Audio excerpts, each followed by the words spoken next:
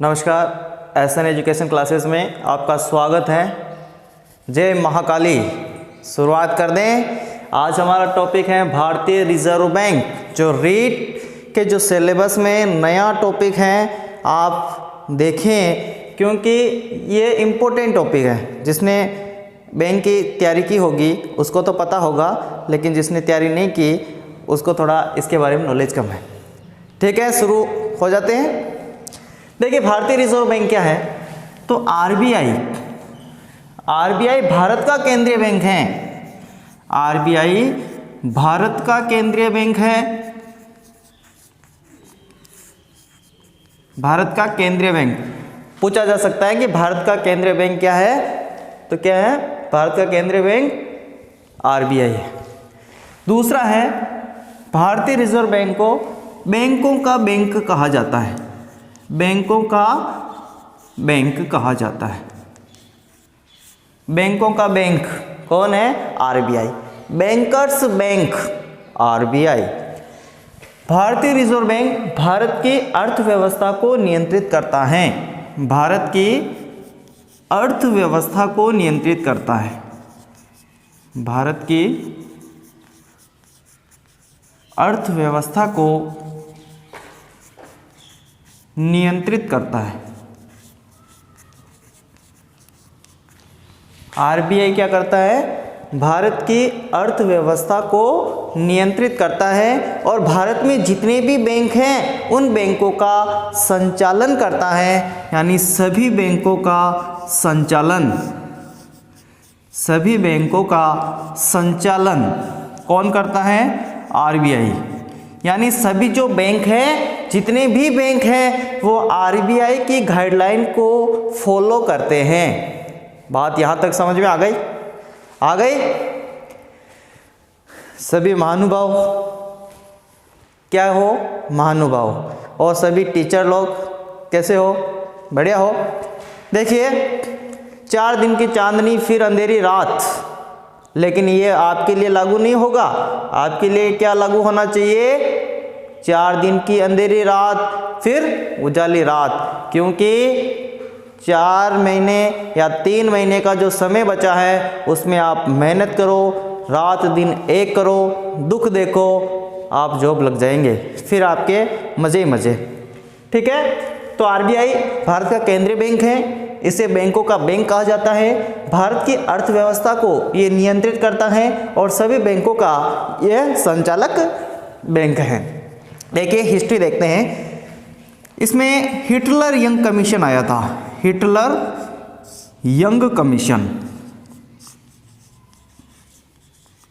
जिसे royal commission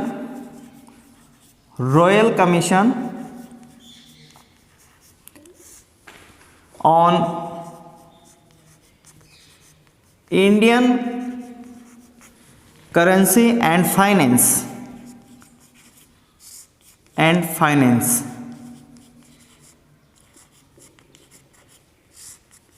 1926 में।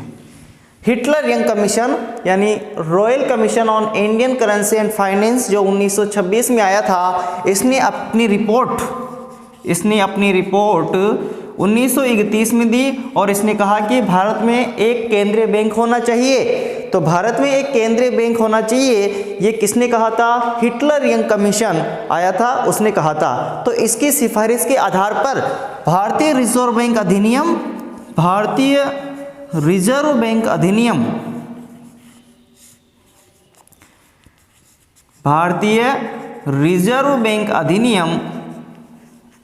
1934 के तहत भारतीय रिजर्व बैंक की स्थापना, आरबीआई की स्थापना, भारतीय रिजर्व बैंक की स्थापना कब की गई? 1 अप्रैल 1935 को इसकी स्थापना की गई। पूछा जा सकता है कि आरबीआई की स्थापना कब की गई? तो 1 अप्रैल 1935 को इसकी स्थापना की गई। जब इसकी स्थापना की गई तब ये निजी हाथों में था, यानी इसका नियंत्रण किनके हाथों में था? निजी था। लेकिन 1 जनवरी 1949 को इसका राष्ट्रीयकरण कर दिया गया। इसका राष्ट्रीयकरण कर दिया गया। तो राष्ट्रीयकरण होने के बाद इसका नियंत्रण पूरी तरह से किसके हाथों में आ गया? भारत सरकार के हाथों में आ गया। यहाँ तक चीज क्लियर? आगे बढ़ जाऊं? बोलो महाकाली की जय। फिर आगे बढ़ते हैं। बोलिए महाकाली की जय। देखिए आरबीआई की जो स्थापना हुई थी उस समय प्रारंभिक मुख्यालय, आरबीआई का प्रारंभिक मुख्यालय जिसे हम केंद्रीय मुख्यालय बोलेंगे वो कहाँ था? कोलकाता। कहाँ था दोस्तों? कोलकाता। लेकिन 1937 यानी 1937 में यह केंद्रीय कार्यालय मुंबई में स्थानांतरित कर दिया गया। मुंबई में स्थानांतरित कर दिया गया। अगर प्रारंभिक केंद्रीय मुख्यालय पूछे तो कहाँ बताएंगे? कोलकाता। और अगर वर्तमान में पूछे तो क्या बताएंगे? मुंबई। देखिए आरबीआई के 4 जोनल कार्यालय हैं। आरबीआई के 4 जोनल कार्यालय हैं। यहाँ से प्रश्न बन सकता है कि आरबीआई के 4 जोनल कार्यालय कौन कौन से हैं? तो पहला जो कार्यालय है वो है नई दिल्ली। कौन सा है दोस्तों? नई दिल्ली, जो उत्तर भारत का प्रतिनिधित्व करता है। दूसरा जो कार्यालय है वो है चेन्नई। कौन सा है दोस्तों? चेन्नई, जो दक्षिण भारत का प्रतिनिधित्व करता है। दक्षिण भारत का प्रतिनिधित्व करता है। तीसरा जो कार्यालय है वो है कोलकाता, जो पूर्वी भारत का प्रतिनिधित्व करता है। और चौथा जो कार्यालय है वो है मुंबई। कौन सा दोस्तों? मुंबई, जो पश्चिमी भारत का प्रतिनिधित्व करता है। तो यहाँ से प्रश्न पूछा जा सकता है कितने जोनल कार्यालय हैं और कहाँ कहाँ हैं। तो यहाँ तक आपको याद हो जाएगा। आगे बढ़ूँ? देखिए आरबीआई की जो स्थापना हुई थी उस समय इसके गवर्नर कौन थे? तो आरबीआई के प्रथम गवर्नर, तो आरबीआई के प्रथम गवर्नर थे ऑसबोर्न स्मिथ। ऑसबोर्न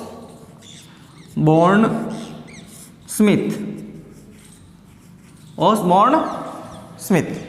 और आरबीआई के प्रथम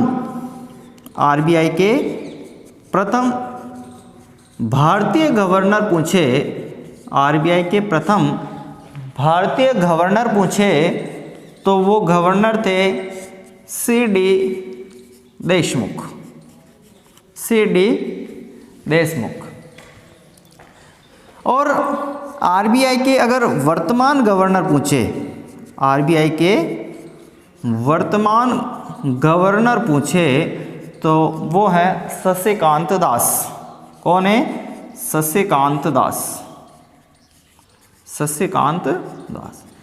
व्यक्ति के रूप में ये 25वें हैं। व्यक्ति के रूप में ये 25वें हैं, लेकिन क्रम के अनुसार पूछे तो क्रम के अनुसार ये 27वें हैं। व्यक्ति के रूप में 25वें गवर्नर है और क्रम के हिसाब से पूछे तो ये 27वें गवर्नर हैं। यहाँ तक चीज़ क्लियर? कोई डाउट नहीं? बोले जय महाकाली। महाकाली की जय बोल दो, आगे बढ़ें। लाइक शेयर सब्सक्राइब कर दें। ठीक है, आगे बढ़ रहा हूँ मैं, आगे बढ़ता हूँ। जीवराज जी, अरे पढ़ लो, नौकरी लाग जाओ, सुख पाओ, दूजर दुखी पानो, जिंदगी में ठीक होना है। ये भर्ती ऐसी है कि आप अगर इसमें जॉब लग जाएंगे तो लग जाएंगे। ऐसे सोचें कि अभी नहीं तो कभी नहीं, यानी अभी नहीं लगे तो फिर कभी नहीं लगेंगे।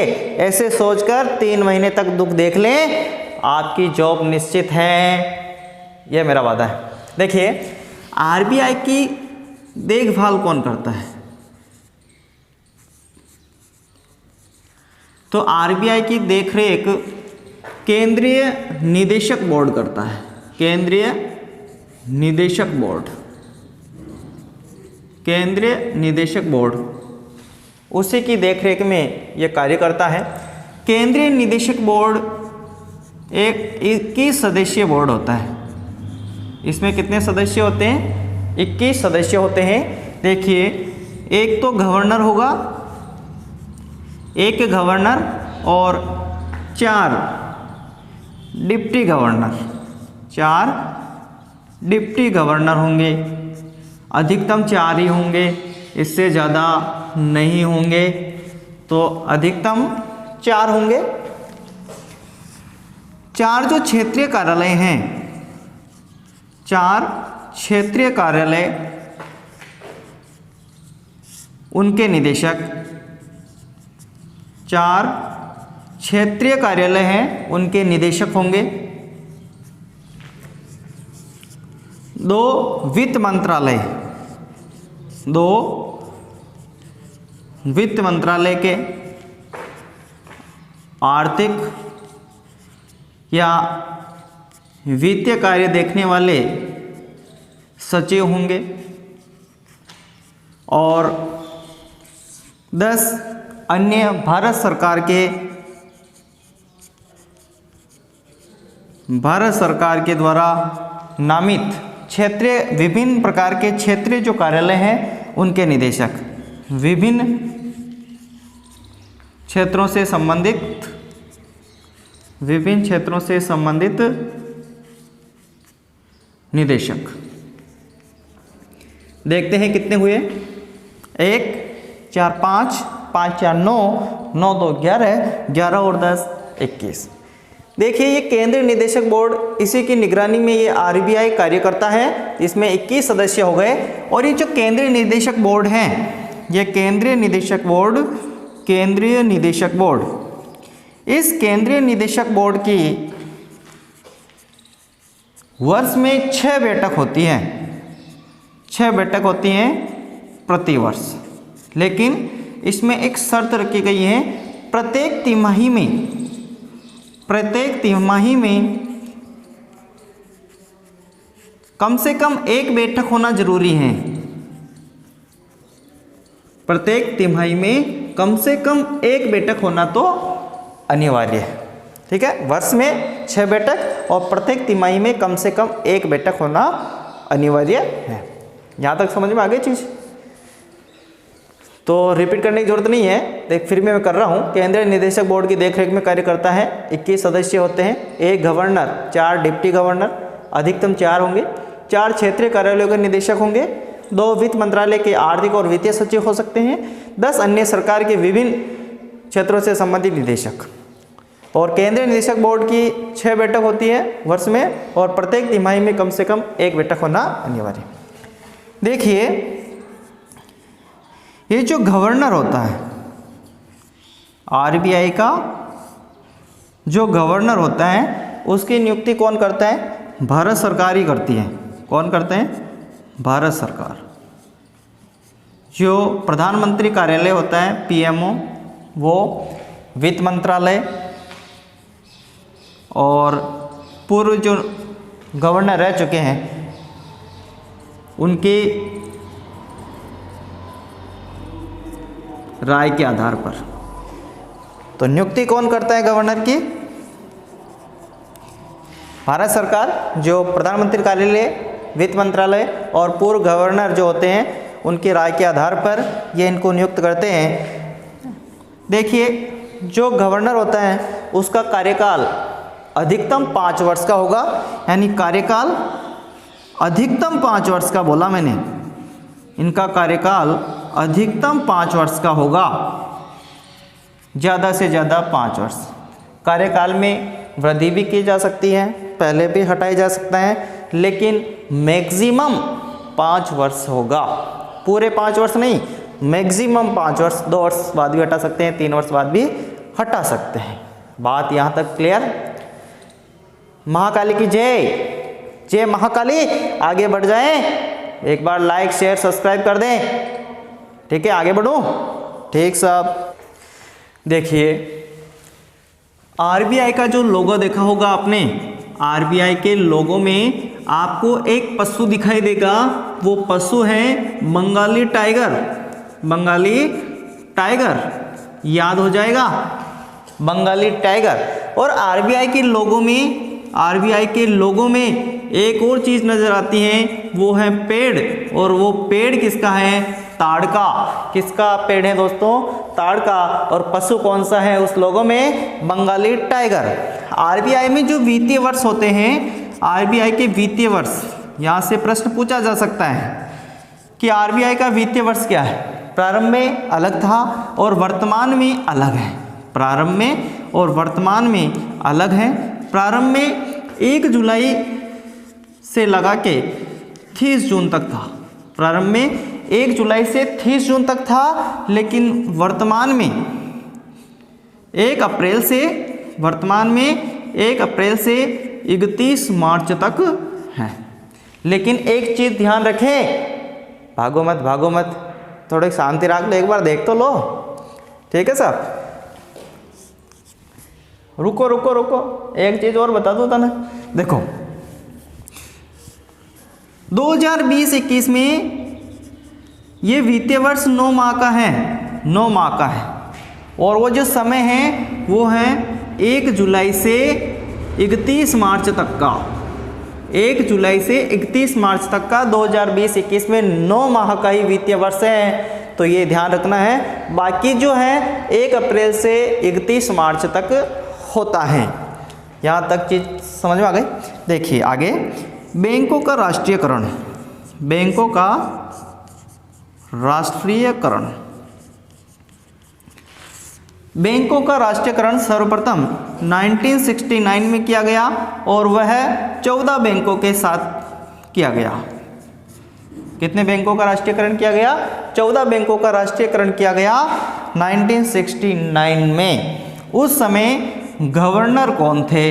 यह प्रश्न पूछा जा सकता है। उस समय जो गवर्नर थे वो थे एल.के. झा। कौन थे दोस्तों? एल.के. झा। ये प्रश्न पूछा जाता है। कितने बैंकों का 1969 में राष्ट्रीयकरण हुआ? तो 14 बैंकों का। उस समय गवर्नर कौन थे? एल.के. झा। ये वो बैंक थे जिनकी पूंजी 50 करोड़ से अधिक थी। कितनी थी पूंजी? 50 करोड़ से अधिक थी। इसके बाद बैंक का राष्ट्रीयकरण 1980 में 6 बैंकों का किया गया। 6 बैंकों का राष्ट्रीयकरण किया गया और वो 6 बैंक ऐसे थे जिनकी पूंजी 250 करोड़ से अधिक थी। और इस समय गवर्नर कौन थे? तो इस समय गवर्नर एल.जी. पटेल थे। कौन थे दोस्तों? एल.जी. पटेल थे। प्रश्न पूछा जाता है यहाँ से। एक चीज और बता दूं मैं यहाँ पर, जो 1 रुपये का जो नोट होता है, 1 रुपया का जो नोट होता है, उस नोट पर हस्ताक्षर किसके होते हैं? देखिए 1 रुपये के नोट को छोड़कर बाकी सभी जो नोट होते हैं उन पर भारतीय रिजर्व बैंक के गवर्नर के हस्ताक्षर होते हैं। लेकिन 1 रुपये का नोट जब आरबीआई जारी नहीं करेगा तो हस्ताक्षर भी आरबीआई के गवर्नर के नहीं होंगे। ये 1 रुपये का नोट कौन जारी करता है? भारत सरकार जारी करती है। इसलिए इस 1 रुपये के नोट पर हस्ताक्षर किसके होंगे? वित्त सचिव के। किसके हस्ताक्षर होंगे? वित्त सचिव के हस्ताक्षर होंगे 1 रुपये के नोट पर। बाकी सभी जो नोट हैं उन पर हस्ताक्षर किसके होंगे? भारतीय रिजर्व बैंक के गवर्नर के। बात समझ में आ गई? आगे बढ़ जाऊं? ठीक है, आगे बढ़ते हैं। अब हम देखेंगे आरबीआई के कार्य क्या है। देखिए आरबीआई का प्रमुख कार्य बैंकिंग संबंधी कार्य है। बैंकिंग संबंधी यानी मैंने पहले ही बताया है कि आरबीआई सभी बैंकों का संचालन करता है, इसलिए सभी बैंकों के संचालन की जिम्मेदारी आरबीआई पे है। यानी सभी प्रकार के बैंक संबंधी नीतियां बनानी है तो वो कौन बनाएगा? आरबीआई। विदेशी मुद्रा,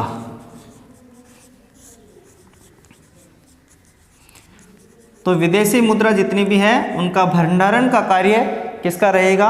आरबीआई का। यानी विदेशी मुद्रा का नियंत्रण करना, कुछ भी करना, ये किसका कार्य है?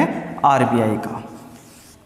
तरलता या मुद्रा आपूर्ति। अभी वर्तमान में जितनी भी मुद्रा यानी हमारे देश की जो भी अर्थव्यवस्था है, इस अर्थव्यवस्था में जितनी भी मुद्रा प्रचलित हैं उसे तरलता या मुद्रा आपूर्ति कहते हैं। तो आरबीआई का प्रमुख कार्य क्या है? मुद्रा की आपूर्ति करना। मौद्रिक नीति लागू करना। आरबीआई का प्रमुख कार्य क्या है? जो मौद्रिक नीति है उसको लागू करना। यानी नोट छापने का काम, नोट छापने का काम किसका है? आरबीआई का। नोट छापने का काम भी आरबीआई का है। और जो नोट नष्ट हो चुके हैं यानी जो नोट प्रचलन में नहीं है उनको समाप्त करने का काम भी किसका है? आरबीआई का। तो ये ज़्यादा खास नहीं है कार्य, बाकी जो हमने पहले पढ़े वो इम्पोर्टेंट है चीज़ें। तो आपको वीडियो कैसा लगा? अच्छा लगा तो लाइक शेयर सब्सक्राइब करें और हमारे टेलीग्राम ग्रुप का लिंक डिस्क्रिप्शन में दिया हुआ है, वहाँ से टेलीग्राम में जुड़ जाइए। वहाँ क्विज होती है, वो आपके लिए फ़ायदेमंद सिद्ध हो सकती है। जय महाकाली। धन्यवाद।